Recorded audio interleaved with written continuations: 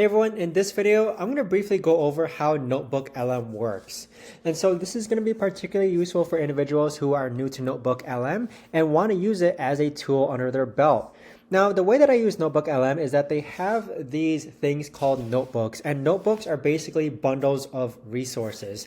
So here, I tend to divide my notebooks based on specific YouTube channels, just because most of my learning comes from watching YouTube.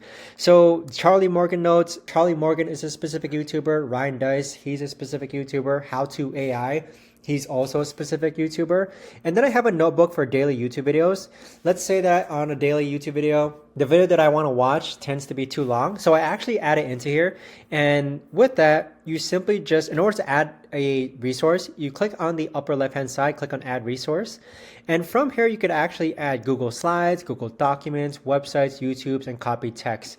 So essentially what NotebookLM is doing is that it's actually taking the transcripts of whatever file you give it, and it's storing it as information. And with that information, it's now able to actually go ahead and reiterate answers for whatever questions you ask it. Next, what you could also do is that you could click on this notebook guide, and with that, you could actually create FAQs, study guides, table of contents, timelines, etc. On this upper right-hand side here, you have the ability to create a podcast.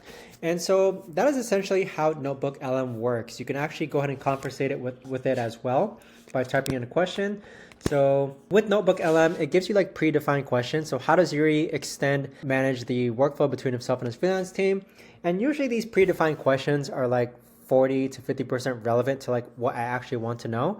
But even so, that is essentially how NotebookLM works. If you know of a better or easier way of how it works, let me know in the comments down below. Thanks so much for watching everyone, and I'll see you guys all in the next video.